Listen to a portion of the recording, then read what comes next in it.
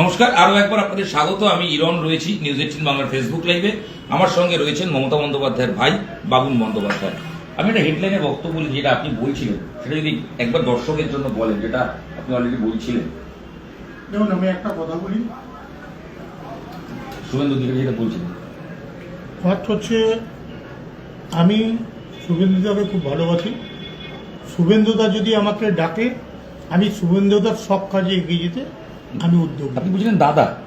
হ্যাঁ, শুভেন্দুদা, সেটাই বলছি। আপনার দাদা? শুভেন্দুদার যে কোনো কাজে আমি এগিয়ে যেতে রাজি। আপনি বলছিলেন যে শুভেন্দু অধিকারী আমার দাদা, মমতা বন্দ্যোপাধ্যায় মমতা দিয়ে আমাকে অনেক আগেই ত্যায্য করেছে, এটাই কি? এটাই বলতে চাইছেন? আমাদের ত্যায্য করেছে, 2.5 বছর আগে ত্যায্য করেছে, সেটা দাদাও জানে। দাদা মানে? দাদা মানে দাদা না, মানে কে? নামটা যদি বলেন। দাদা মানে শুভেন্দুদা, মানে মুখ্যমন্ত্রী, বর্তমান মুখ্যমন্ত্রী, এখনকার মুখ্যমন্ত্রী। আপনার সঙ্গে কি দাদা ভাইয়ের সম্পর্ক? আমাকে খুব ভালোবাসে, একটু আমি জানি, কিন্তু আমি ভালোবাসা রাখতে পারি না। উনি আমার ভালোবাসা রেখেছে, আমি হয়তো না। কেন রাখতে পারেননি? কোনো জায়গা থেকে বাধা পেয়েছি, সেই জন্য রাখতে পারি। বাড়ির মানে বাড়ির প্রচুর বাধা ছিল, যে বাধাটাকে আমি হয়তো এই মুহূর্তে দাদার জায়গাটাকে যদি পূরণ করতে পারতাম, আজকে আমার জায়গা আরো বড় ছিল। মানে আপনি বলছেন শুভেন্দু অধিকারী যখন তৃণমূল ছেড়ে যায় আপনার সঙ্গে যোগাযোগ ছিল, কিন্তু বাড়ির চাপে খুব প্রেসারে আমাকে একদিকে সমস্ত জায়গা থেকে উনি আমায় যা অফার করেছে, আমি সারা জীবন ভুলব না। ওনাকে আমি চিরকৃতজ্ঞ হিসেবে মনে করি। ইভেন আমার ব্লাড ডোনেশন ক্যাম্পে উনি এসছেন। ইভেন সত্যি কথা বলছি, ওনার মানসিকতা বা আন্তরিকতা আমার কাছে একটা আবেগ। মুখ্যমন্ত্রী হওয়ার পর শুভেন্দু অধিকারীর সঙ্গে কথা যোগাযোগ হয়েছে, তার সঙ্গে দেখা করেছেন? দেখুন, এখন মুখ্যমন্ত্রী হয়েছেন, ওনার জায়গাটা অনেক বড় জায়গা। ওনার সঙ্গে দেখা করতে গেলে একটা অ্যাপয়েন্টমেন্ট নিয়ে যাওয়া করতে হবে। যতই হোক, একটা চেয়ারের মূল্যটা আলাদা জায়গা। একটা সময় একরকম ছিলাম, যখন চেয়ার হয়ে যায় তখন চেয়ারের মূল্যটা অন্য জায়গায়। তখন আমার অফিসিয়াল জায়গায় যদি উনি একদিন যে কোনো দিন ডাকবেন, আমি ওনার সঙ্গে দেখা করব। আমি চেষ্টা করবো যে ওনার সঙ্গে দেখা করবার জন্য আমার একটা অ্যাপয়েন্টমেন্ট দেবো। দেখুন, এই মুহূর্তে নিউজ 18 বাংলার ফেসবুক লাইভে প্রায় 4000 মানুষ লাইভে দেখছে। আমার মনে হয় কনভারসেশন যত এগোবে মানুষ আরো যুক্ত হবে, কারণ আপনার কাছে অনেক কিছু শুনতে চাইছেন। আমার সরাসরি প্রশ্ন, আপনি আরো একটা লাইন বলেছেন, অরূপ বিশ্বাস ময়দানে থ্রেড কালচার চালাচ্ছে। হ্যাঁ, চালিয়েছে তো থ্রেড কালচার চালিয়ে আমার বেঙ্গল অলিম্পিকে বলেছেন যে বেঙ্গল অলিম্পিক অ্যাসোসিয়েশনের 24 সালে ইলেকশনে দাঁড়িয়ে থেকে আমাকে হারিয়েছে। এবং বলেছে কোনো অ্যাসোসিয়েশন যদি বাবুন ব্যানার্জিকে ভোট দেয়, তাহলে বাবুন ব্যানার্জিকে ভোট দিলে 5 লক্ষ টাকা করে সরকারের তরফ থেকে পায়, সেই সরকারের তরফ থেকে 5 লক্ষ টাকা পাবে না। বাবুন ব্যানার্জিকে কোনো মতে ভোট দেওয়া যাবে না। প্রতিটা জেলার ডিস্ট্রিক্টের সেক্রেটারি প্রেসিডেন্টদের বলেছে। ইভেন প্রতিটা প্রেসিডেন্টকে সরিয়ে আর একটা কাউকে নিয়েছে, তাকে দিয়ে ভোটিং করিয়েছে। মানে যখন যাকে পেরেছে তাকে দিয়ে করেছে। অনেক আইপিএসদের সরিয়ে ডান দিকবাদিক করে সেখানেও ভোটিং করিয়েছে। ইভেন পুলিশ দিয়ে 250 পুলিশ দিয়ে এই করেছে। ইভেন তার যে অফিসিয়াল যারা লোকজন আছে তাদের দিয়ে ভোটিং করিয়ে আমার এগেন্স্টে যে জায়গাটা তুলেছিল, এটা আমার কাছে খুব দুঃখজনক। আপনি থ্রেড কালচার বলছেন, অরূপ বিশ্বাস কি নিজেই ফোন করতেন? অরূপ বিশ্বাস নিজেই ফোন করেছে অনেককে। ইভেন অরূপ বিশ্বাসের নাম করে অনেকে ফোন করেছে। কারা তারা? অনেক অরূপ বিশ্বাসের সঙ্গে যারা থাকে। পুলিশের কেউ? কারণ পুলিশের তো অনেকে ছিল, ইভেন অফিসিয়ালও অনেকে ছিল। শান্তনু সিনহা বিশ্বাসের নাম শোনা যাচ্ছে, উনি কি ফোন করেছেন কখন? দেখুন, আমি সেটা নিজের চোখে শুনিনি বা দেখিনি। যেটা দেখিনি তার নাম বলবো না। বাট আমি জানি পুলিশ মানেই ওরকম অবস্থা ছিল, মানে শান্তনু সিনহা বিশ্বাস ছিল। আপনি তৃণমূল, মমতা বন্দ্যোপাধ্যায়ের ভাই, প্রাক্তন মুখ্যমন্ত্রীর ভাই। অরূপ বিশ্বাস তৃণমূল, একই দল, একই পরিবার, সেখানেও অরূপ বিশ্বাস আপনার বিরোধী? নিশ্চয়ই বিরোধী। প্রথম দিন থেকে বিরোধী ছিল। উনি বিরোধী ছিল একটাই কারণে, আমি যদি পলিটিক্স করি, যদি কোনোদিনও এমএলএ হই, তাহলে আমি ক্রীড়ামন্ত্রী হব। আমি যাতে ক্রীড়ামন্ত্রী না হতে পারি। আর দ্বিতীয় ব্যাপার হচ্ছে, ক্রীড়ামন্ত্রী না হওয়ার জন্যেই আর পোস্ট মিনিস্টার হিসেবে কোনোদিনও আমাকে ওই সুযোগ দেয়নি। বেঙ্গল অলিম্পিক অ্যাসোসিয়েশনের কত চিঠি দিয়েছি প্রেসিডেন্ট থাকাকালীন থেকে থাকাকালীন, উনি কোনো চিঠির মান্যতা দেয়নি। আপনার বিরুদ্ধে অরূপ বিশ্বাস দাঁড়িয়েছিলেন, এটা কি সরাসরি প্রমাণ করতে পারবেন না? সবাই জানে, আমি শুধু প্রমাণ দেবো কেন? আমাদের অ্যাসোসিয়েশনের অনেকেই জানে। কি হয়েছিল?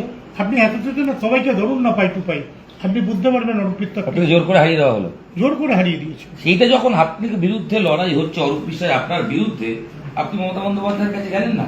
আমি মমতা বন্দ্যোপাধ্যায়ের কাছে লোক মারফত খবর পাঠিয়েছিলাম। দিদির কাছে লোক কেন? আপনি দিদি না, direct যেতে পারিনি। সরাসরি চলে যাবেন? Direct যেতে পারি একই বাড়ি তো, বাসাবাড়ি? না, পাশে হলেও যেতে পারিনি, পুলিশ দিয়ে আটকে দেওয়া হচ্ছে। পুলিশ আটকে দিত? হ্যাঁ, পুলিশ দিয়ে ভাই দিদির সঙ্গে দেখা করতে হবে? পুলিশ দিয়ে আটকে দিত। দর্শক, ফেসবুক লাইভে আমি দেখছিলাম এটা। কি বলবেন? সব পাল্টি খাচ্ছেন নাকি জেনুইন বক্তব্য রাখছেন এই বাবুন বন্দ্যোপাধ্যায়, মমতা ব্যানার্জির ভাই? দেখুন, একটা সময়ে একটা বক্তব্য শুনেছিলাম শুভেন্দু অধিকারীর মুখে মমতা ব্যানার্জিকে উদ্দেশ্য করে, যে আপনার বাড়িতেও পদ্ম ফোটাবো। আমি জানি না ইনাকে মিন করা হয়েছিল কিনা, তবে মাঝখানে একটা খবর শুনেছিলাম উনি দিল্লিতে গিয়েছিলেন বিজেপিতে জয়েন করতে পারেন বলে। তারপর দেখলাম শিলিগুড়িতে মমতা ব্যানার্জি ত্যায্য ভাই বললেন, ত্যায্য করলেন, শুনেছিলাম। তারপরে আবার দেখলাম কোথাও কিছু নেই, উনি বললেন আমি তো তৃণমূল কংগ্রেসেই আছি। ফলে ওটার আর বাস্তব কিছু দেখলাম না। কিন্তু এখন উনি এইসব বলছেন, শুভেন্দু অধিকারীর সঙ্গে আমার যোগাযোগ ছিল, পরিবারের বাধা ছিল, সেই জন্য কিছু করতে পারেনি, এইসব বলছেন। তখন প্রশ্ন, যে বাধা তখন অতিক্রম করতে পারেননি, তো এখন এত কথা বলছেন কি করে? এখন সব বাধাকে অতিক্রম করে ফেলছেন, এখন এত সাহস ধরছেন, তখন সাহস ধরতে পারছিলেন না দিদির ভয়ে। তো তাহলে কি চাইছেন? দর্শক, নিশ্চয়ই আপনাদের মনেও প্রশ্ন জাগবে উনি কি চাইছেন, বা উত্তর হয়তো খুঁজে পাবেন। যদিও আবার পরে বলেছেন আমি বিজেপিতে যাচ্ছি না, সেটাও বলেছেন। কিন্তু বিজেপিতে যাচ্ছি না, শুভেন্দু অধিকারীর সঙ্গে সাক্ষাৎ করব, কাজ করব, যা বলবেন তাই শুনব, এতই বা আবদার কিসের? আমি দর্শক শুধু ইনাকে দেখছি তা না, নিশ্চয়ই আপনারাও দেখছেন অনেক মানুষ টিএমসি, তারা সব রাতারাতি পাল্টি খাচ্ছেন, পদত্যাগ করছেন, বিরূপ মন্তব্য করছেন।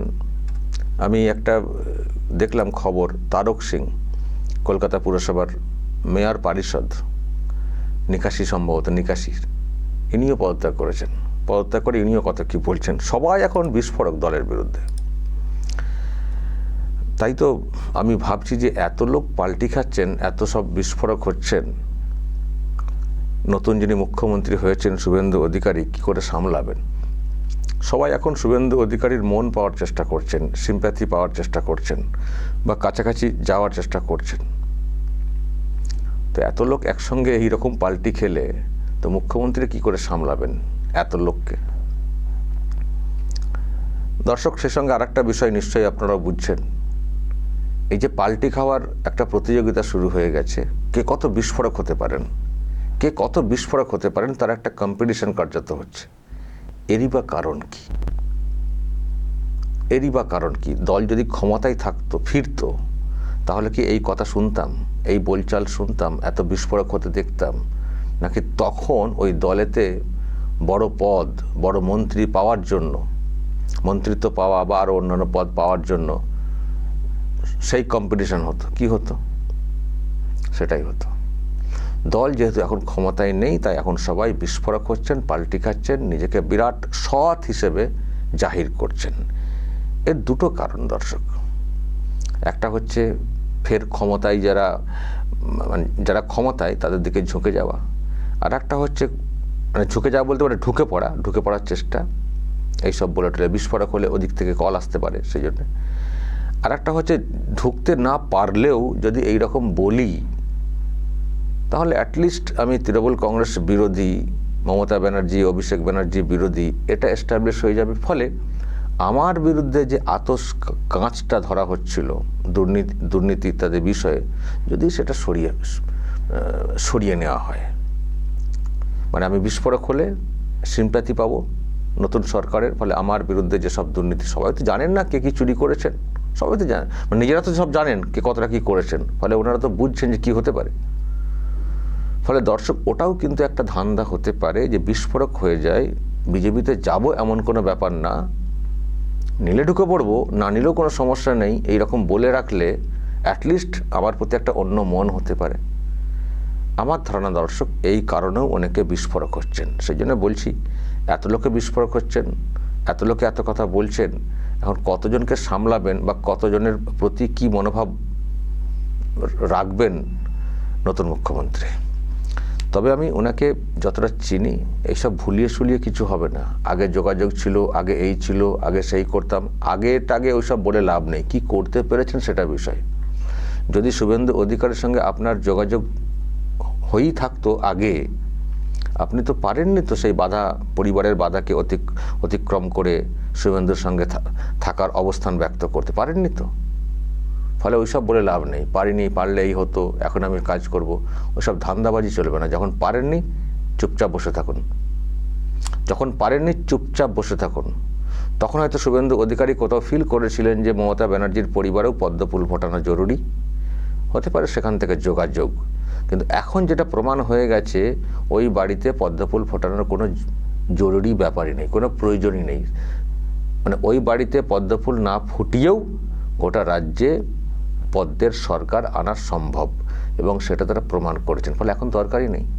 ফলে এই পুরনো কাসুন্দি, পুরনো কিছু সম্পর্ক, সেটাকে নিয়ে দাদা আমার দাদা এইসব বলে টলে লাইভে বসে পড়লেন, এইসব করলে কিন্তু হবে না। আমার ধারণা শুভেন্দু অধিকারীও পাত্তা দেবেন না।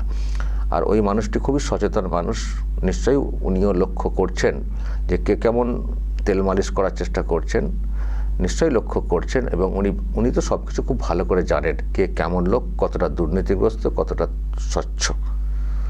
ফলে ড্রামা যে যা করছেন করুন, পাল্টি যেটা খাচ্ছেন খান। তৃণমূল কংগ্রেস অস্বস্তির মধ্যে পড়ছে, ওকে, সেটা একদিক থেকে দেখতে ভালো লাগছে। কিন্তু তার মানে এই না দলকে অস্বস্তিতে ফেলেছি মানে আমি স্বস্তিতে থাকবো, এটা হবে না। যারা যেখানে দুর্নীতি করেছেন তাদের প্রত্যেকের হিসেব হবে, প্রত্যেকের হিসেব হবে। যতটাই আপনারা চেষ্টা করে যান সিম্প্যাথি আদায়ের। দর্শক বলবেন যা বলার, যা সব দেখছেন শুনছেন, যদি কিছু বলার থাকে অবশ্যই বলবেন এবং নজর রাখবেন আরামবাগ টিভিতে।